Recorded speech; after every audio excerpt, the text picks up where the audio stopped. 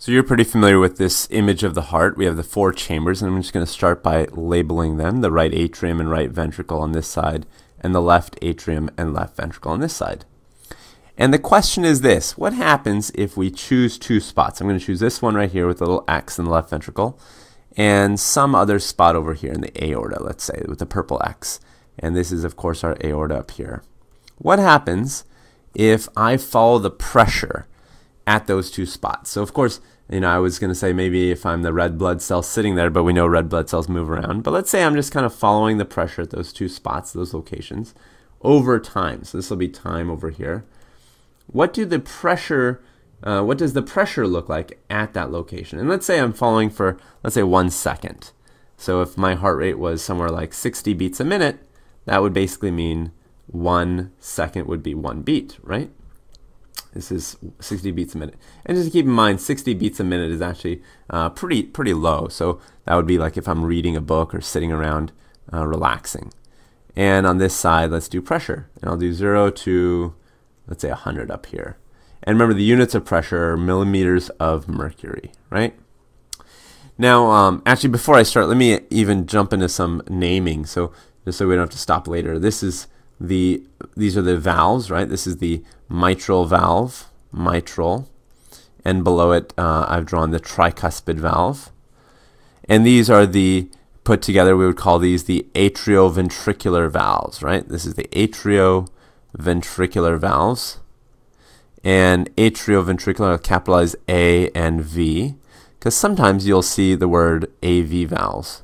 Atrioventricular valves are also known as AV valves.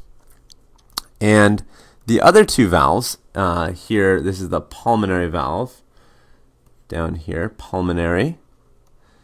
And on the other side of it, right here, is the aortic valve, right? These are put together, we would call these the semilunar valves, aortic, semilunar valves. And actually, semilunar, you might think it was like a half moon, but there's no shorthand for that usually, so people just call them the semilunar valves. All right, so what does the pressure tracing look like at my yellow X? Let's go back to that question. So I'll start out here on the axis. So it starts out really low. Left ventricular pressure is surprisingly low most of the time, and you'll actually see that when I draw it out. You always think of it kind of as this chamber that's cranking and pushing and high pressures, and that's true. There are some points along the way when the high pressure gets very high, but for most of the time it's actually pretty low. And it kind of creeps along, goes up very slowly. Well, why is it going up at all? That's the first question. Why doesn't it just stay steady, whatever pressure it is? Why is it going up? Well, it's going up because there's actually flow here through the mitral valve. So blood is going into the left ventricle initially, and when there's more blood in that chamber, over time the pressure kind of slowly builds up. Just like if I'm pouring water into a water balloon, over time, every little bit more water I put in there, the pressure in the balloon goes up. So that's why it's creeping up. And then you get to a point where all of a sudden there's a muscle contraction. So you have a depolarization wave that comes through, and all of this heart muscle is cranking, just pushing in. And of course, simultaneously, the right ventricle is doing the exact same thing, right? So all the things that I'm saying for the left ventricle, for the most part, apply also on the other side. So they're kind of contracting, right? And the left ventricle contracts hard, and the pressure begins to rise. Now, just right there, just right where it begins to rise, you might say, well, what did you even do? At that moment where I kind of drew a slight increase, tiny little increase, you can see it if you squint your eyes. At that moment, this valve closes. Why? Because at that moment, at that very moment, there's a little bit of pushback here, right? And the slightest bit of pushback makes the valve shut. So once the pressure on the left ventricle side is greater than the pressure on the left atrium side, the valve shuts. And so the valve closes at that point, and then you have a rise, a rapid rise in the left ventricular pressure. And it goes up, up, up like that. So let me just write that down since I just said it. The AV valves close. And that's a new thing, right? Because they were open, so let me box that. AV valves close. And the semilunar valves, the other ones, they stay open. Semilunar stays open. Nothing new there. So, oh, actually, sorry, I said open, and I'm even writing open, but I mean closed. Sorry. So let me not confuse you and just change it right now. Semilunar valve stays shut. And to drive home that message, I'll even kind of put a block there. So they're still shut. So all the valves at this point are now closed, right? And that might be news to you. You might have thought, well, I thought at some point some valves are always open, and that's not true. At this point, both valves are closed, and the left ventricle is basically squeezing, but the blood has really nowhere to go. It's just sitting in a trapped room, and the pressure is rising and rising fast, right? And then at some point, it gets to a spot where an interesting thing occurs. So let me actually draw that here. Let me erase this slightly. Let's draw the aortic pressure. So aortic pressure, let's say, is something like this.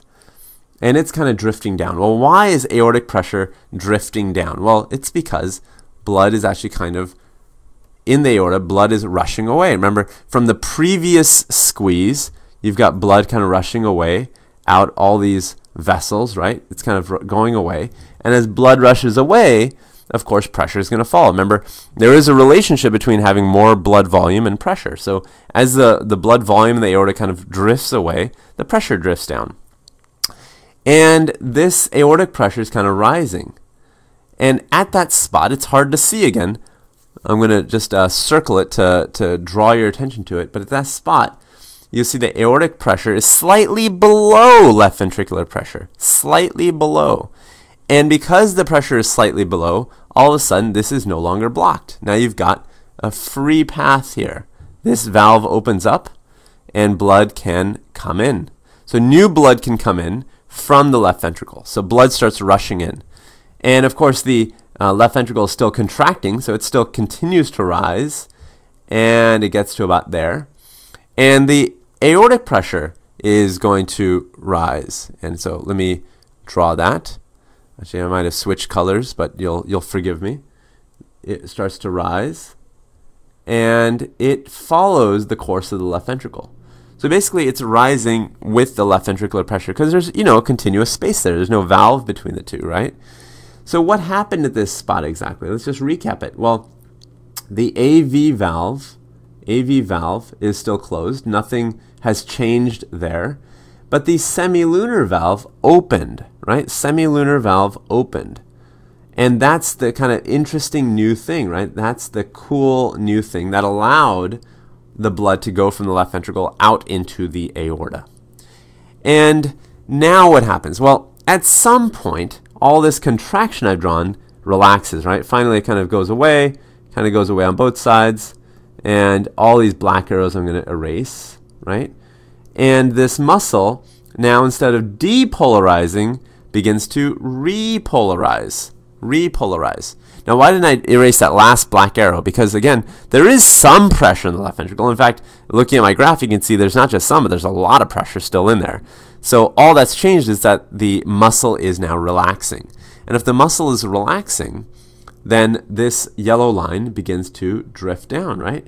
Begins to drift down. And if the left ventricular pressure drifts down, so does the aortic pressure. That drifts down too. Well, at some point, what will happen? Well, the aortic pressure is still high. And think about this. This is actually kind of a tricky point. It's still high because there's resistance. Remember, there's resistance from all the blood vessels. There's resistance here. All these blood vessels are offering lots of resistance. So with all this resistance from the blood vessels, the aortic pressure stays high. And the left ventricular pressure is relaxing. It's kind of drifting back down. And so this arrow, instead of blood kind of just going one way, there's a little bit of pressure coming back the other way, right? There's a little bit of pressure kind of going this way, and this way. And there's some pressure this way still because the left ventricle still has some pressure. So they're kind of matched, right? There's pressure coming from the aorta and also pressure coming from the left ventricle. Initially, the left ventricle kind of just overwhelmed the amount of pressure in the aorta. But as it's drifting back down, now that aortic pressure is matching the left ventricular pressure. And at a particular moment, that left ventricular pressure is going to be lower than the aortic pressure, something like that. An interesting kind of crossover, right? And that's again because the aortic pressure stays high because of all that resistance, but the left ventricular pressure continues to drift down because it's relaxing. And the moment that the pressure in the aorta is greater than the pressure in the left ventricle, this shuts down again. So that valve slams shut. And so at that point, what would we say? Well, we say, well, the semilunar valve closed, and the AV valve opened. Or sorry, I keep saying that, and I apologize. AV valve is still closed. I didn't mention anything about the AV valve. That's still closed as it has been for the last 2 points on our graph. So this is, in fact, let me just label this point 1, point 2, point 3.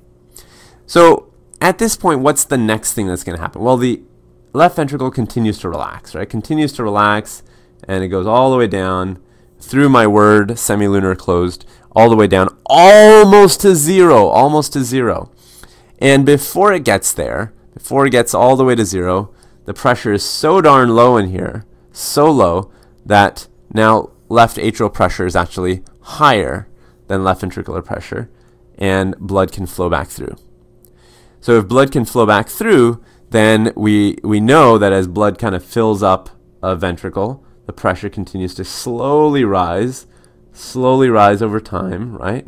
And it gets to about there, which is the same spot that we kind of began at, right? And meanwhile, the aorta continues to drift down because just as in the beginning we said, well, when time passes, blood kind of drifts down through to all the vessels.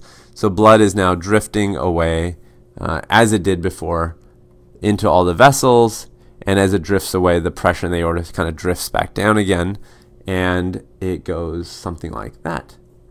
Actually, I guess further because my second is not there. Something like that. And you have to assume, based on my drawing, that these 2 points are the same. And if they're not, then I haven't drawn it correctly. So that's kind of what the aorta does at the end. So let me just label this now, this last point here, this point 4. And sorry, before I get to point 4, point 3, the thing that was interesting and new, I should just box it. I'm just trying to box the things I want to draw your attention to, is that the semilunar valve closed. So what is happening at point 4? Now, point 4, a couple things. The AV valve now finally opens. I said that prematurely before, and that's the new thing, right? The AV valve opened, and the semilunar valve is still closed. So that did not change. So closed. So this is exactly what happens at the 4 stages, right? The 4 important points. So just to recap it, at point 1, the AV valve, and actually as I recap, let me mention something new that's kind of interesting as well. Remember that when valves close, they usually make noise. So it's kind of like a slamming of the door, right? So when a valve shuts, it makes noise. And so you have to look on these 4 points. When does a valve close for the first time? Well, the AV valve closes right here, right? This is the point where it first closed. So when the AV valve closes, it makes a loud thwack, loud noise, right? In fact, sometimes people call it a lub. You hear that lub noise if you listen to your heart.